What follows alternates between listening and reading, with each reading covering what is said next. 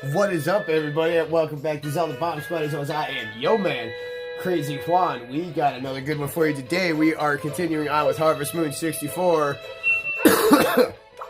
and talking about the Legend of Frost and how it became me. Now, here's the thing.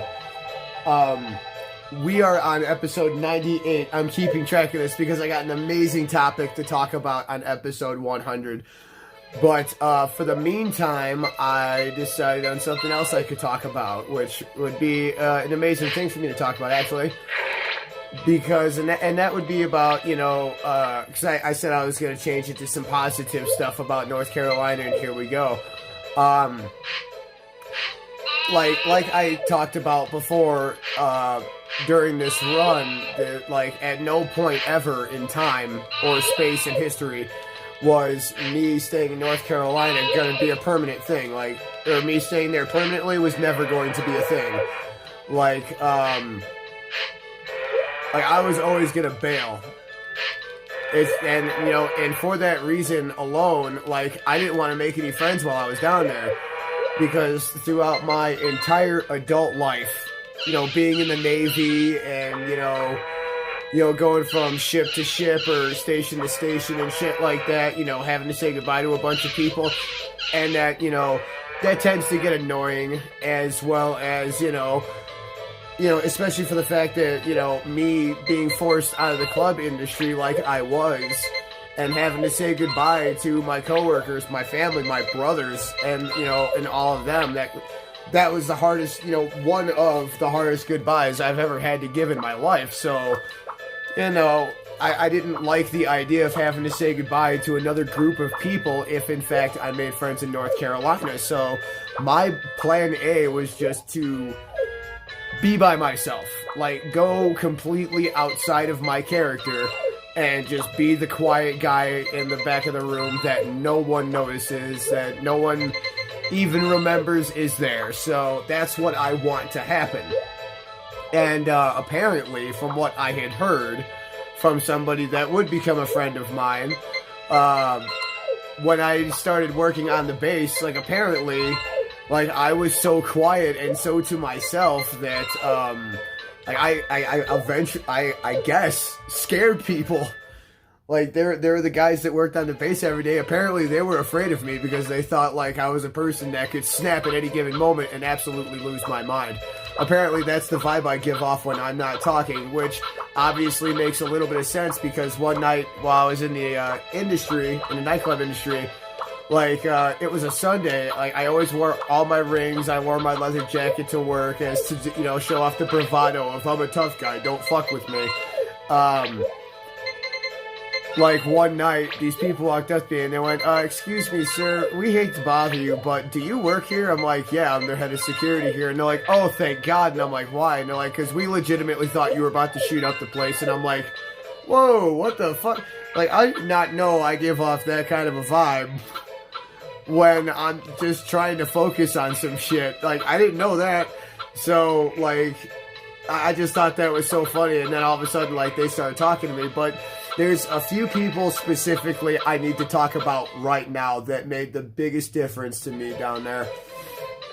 And they're three former coworkers of mine now, but they are absolutely three of the greatest and realest dudes I've ever met, mainly because, they met me when I was at my lowest, when I was rebuilding my broken life and hitting the reset button. They're the ones that, took the time to, say, hey, what's up to me, and just talk to me on occasions. And, eventually we all sparked a friendship. And, during my time there, what I always viewed as a prison sentence, it's like, hey, I'm stuck on the inside for the foreseeable future.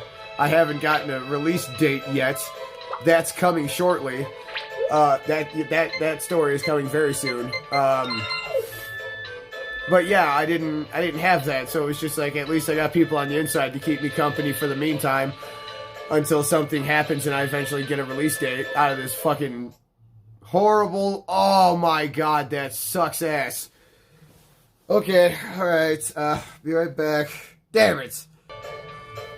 Alright, everybody, we are back. Now, time to talk about four individuals. First, I'm going to talk about my buddy Jeremy, who, and the reason why, like, I'm so thankful to these four individuals is because, like, they're the ones that made the biggest impression on me during my time down there.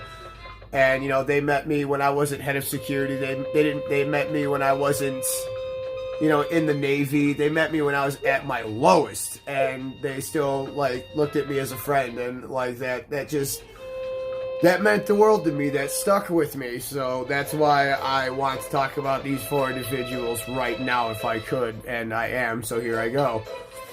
My show, I do what I want, damn it. So, first guy I want to talk about is my friend Jeremy. Now, I met him because, you know, I was already working for the company for some time, and, yeah, I know you're still offended, and I don't know why, because you're a little bitch who cannot ask his girlfriend to marry him because he's a chicken shit, who smells like horse shit. We talked about that earlier in an episode. He said so himself. But, Jeremy, so I was already working for Waste Industries when Jeremy, you know, when he got hired, and he had a CDL license, so he was arguably more important than me. Oh, my baby girl. I work hard in the afternoon, too. How? Doing what, dare I ask? I'm not saying that as a sarcastic and tired husband who's sick and tired. Oh, what the? That was my Dr. Pepper out there? Nah, I didn't. Nope, it's right there. Okay, dope. So, yeah, but he obviously had to learn how to do, like, the back of the truck stuff. Like, he had to learn how the rear loaders operated. So I had to teach him the controls. Now, here's the thing. I didn't treat him any differently than I would anybody else. As far as I'm concerned, this is a dude who's doing the same job I am, so why am I going to treat him any differently? Like even if I was like this higher status person like I was at one point, I still wouldn't have looked at him any differently because that's not the type of person that I am. I never will be, and I never have been, and that's just a fact of me. But, so yeah, I was just really cool with this guy. It was just like, yeah, here's how you do this, here's how you do that. And then they're like, no, you gotta have him do it. And I'm like, okay, yeah, no, I guess now it's your turn to do it. If you have any questions, feel free to ask. Just training somebody how to do a job. And, like, apparently I was being so cool, and I didn't make him feel stupid, which, believe me, I love doing it. I never want to make anybody feel stupid, because I've dealt with so many people in my life that have talked to me. What the hell? Say, tonight's a full moon. Let's go up the mountain to watch it. Okay, let's go. Okay, so, dope. The moon is like a spotlight, and we're like at the center of it, and it just makes me want to dance my ass off. But I'm pregnant, so I probably shouldn't. Today, I got this button of it. Well, come out. So, you know, it's just, like, I just talked to this guy, I was just real with him, and apparently that struck him. Apparently that hit him deep. Because he didn't like the job. Honest to God, who would? Like, who absolutely adores being a garbage man? Honest to God. I mean, there's nothing wrong with them, but who loves doing it? Like, who aspires, one day I'm gonna be a garbage man, and it's like, I have $99,000. Jesus Christ. I'm about to break 100 grand. Hell, today I might break 100 grand if I can. Or am I gonna max out my wallet? I don't think that's something I've ever done before. Why are they in the same stable? Damn it!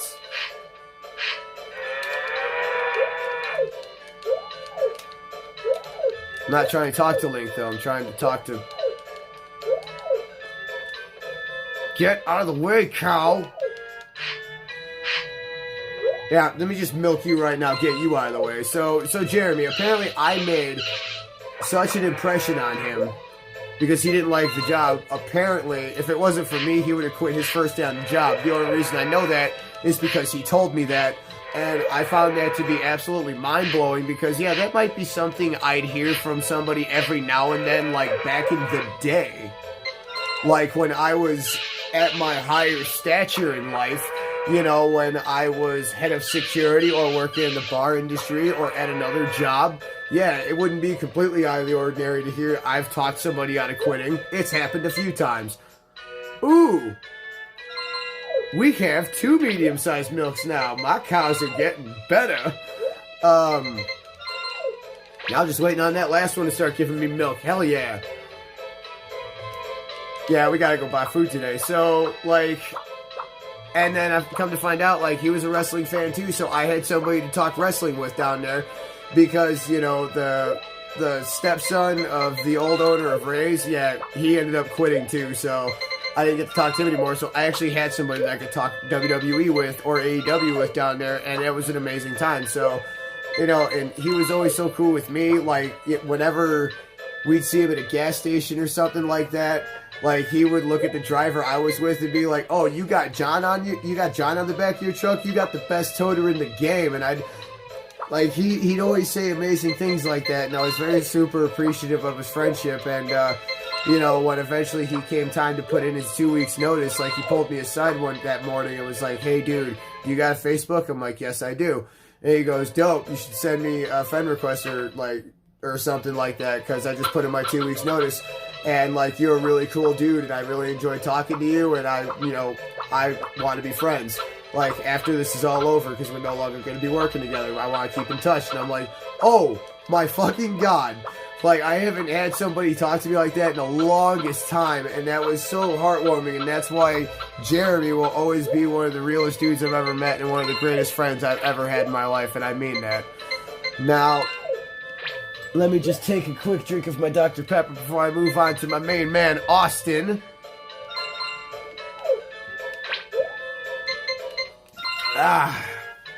Now, I met Austin because, we were doing, like, missed pickups or something like that, me and 2 other people, and he was one of them in the truck. And those 2 were talking about, like, some crazy sexual stuff that they've done in the past and things like that. And then Austin looked at me and he goes, "What about," and this guy's got a thick country accent. If you actually want to hear it, you can actually check out his YouTube channel. It's in the description link below. More on that in a minute or two. But he's real thick country accent, real southern. And he's just like, "So, John, you got any weird sexual stories?" And I told him the story of my first 3-way and how it went horribly, horribly wrong. And these 2 were laughing their asses off at it. And I'm like, man, I didn't think it was that funny when it happened. And they were just like, "We're sorry for laughing, but it's just the way you tell it. It's funny as hell." And of course, that's when I got the idea of, if I could make these 2 people laugh hearing the story, excuse me, then I guarantee, like, what would happen if I told that story on YouTube? And so I did. So that was the reason why I turned it into a special. And I even asked him, I'm like, "Hey, if I made a special about that, would you watch it?" He goes, "Hell yeah, I'd watch it." And so it was funny as hell. So I did it, and, like, a bunch of people ended up watching it at work, and they all laughed about it. And I even told people, I'm just like, yeah, only watch it if you don't mind learning things about me you can't unlearn. Speaking of, if you haven't checked it out, go watch it. It's called The Night of Firsts. Again, graphic warning, you will hear things about me you'll never, ever unhear. Like, you're going to know things about me that you maybe might not have wanted to. But at the end of it, it's an amazing story. It's funny as hell, and, you know, it's like an hour and 45 minutes long, but it's definitely worth checking out. Anywho, I'm sorry for that shameless plug. Back to Austin. So, like, ever since I told him that story, like, him and I he was just like, "Oh." So I told him that I made a comedy special about it on YouTube, and then we started talking about YouTube, and I found out that he was a gamer. So him and I started talking about games and shit like that. And then, you know, I had to work with him a couple of times. It was a really good time. We smoked cigarettes and just bullshitted with each other all the time. And, you know, one day we really hit it off because we had to go get badges to go get put on base. And that morning, like, the things I was just saying, I was making fun of our bosses and just coming up with jokes and just making them laugh. And, like, that morning is, like, when we really became friends. And then, like, he was... Oh, and by the way, I didn't mention this about Jeremy, and I'm very, very sorry about that. Sorry, buddy. But when it came time for me to get sober, like, Jeremy and, of course, Austin, since I'm talking about, those 2 were huge time advocates for me getting in better shape, jogging, losing the weight, and stopping the alcohol drinking. Because I'd always tell them stories about, yeah, I got fucked up last weekend, and yeah, I don't even remember Saturday. Like, yeah, they'd laugh it off because they were boys, but at the same time, it's like, yeah, but are they really impressed? Probably not, right? So they might actually be a little concerned. I don't know. So, but they were, they were huge time advocates for me changing, and they were always saying how proud of me that they were. Every time I make an update in my life, I can always know for a fact that I'm going to see their names pop up on the feed. They're going to say something, they're going to react to it or something like that, and I know it's going to happen, and it's an amazing experience. And then Austin, his wife sent me a friend request on Facebook, so I'm friends with her too.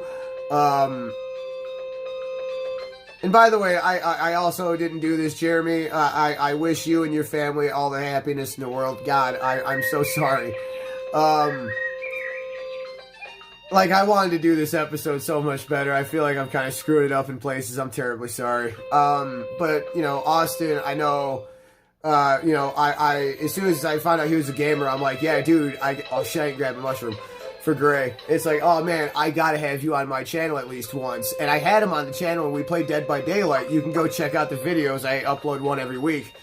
And he had such a blast doing that he asked me to help him get a channel set up. And I helped him set up his channel, and he's got it going on right now. He's playing Resident Evil Revelations. It's an amazing experience. He's got some great content coming. I know he's going to, do more if that's what he wants to do. Awesome. I know he's going to kill it like he has been. He seems to just got the natural gift. So good for him. And, yeah, so, I got to go buy some animal food. But yeah, him and his wife, they've always been huge time advocates for me getting better, healthy and all that stuff. And, I'm very thankful that I have both of them in my life as well. And they have a very happy family, and I wish them all the happiness in the world. Austin, you are one of the realest dudes I've ever met, and you're one of the greatest friends, and I wish you all the luck in the world. And, someday I'm going to get you up here, and it's going to be a good time. Now, somebody else I gotta talk about, his name is George. Now, this is an older guy. This is everybody that him and I were huge drinkers, and I'd give him rides in the morning and things like that, and everybody would joke that him and I were father and son. So I met him because he was one of the base people. As a matter of fact, he's the one that informed me that everybody was in fact nervous about me because I wasn't talkative and all that fun shit. So, oh man, now I'm 96, that sucks. But, yeah, so, him and I, we became, we'd have a few drinks every now and then, and, him and I would, oh, you son of a bitch. You bastard. Ooh, ruining my time. You ass clown. So, that's fine. That's fine. So, I guess I'll just go mingle, I guess. Hey, Harris, how you doing, buddy? So, let me take a drink of my Dr. Pepper before I continue about George.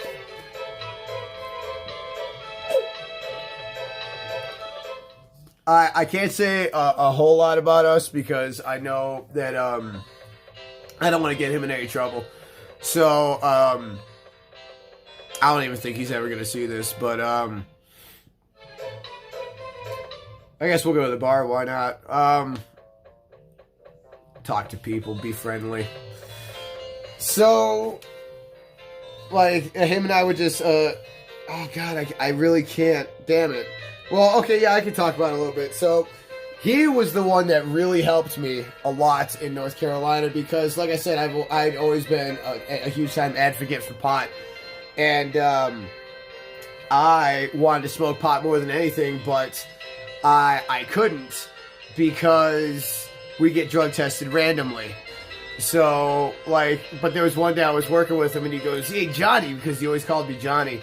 He went, hey, Johnny, those because of the pandemic, those places are closed. I don't know if that was true or not, but I'm like, oh my god, I didn't think of that. So, I He goes, yeah, dude, and that helped me out so fucking much, because it was just like, yeah, I'm persistent. I'm sure you have I'm sure you're persistent. I'm sure I have a blue feather. That means he's gonna get married. Dope. It's gonna happen. It's gonna fucking happen. Let it happen tomorrow. Ooh.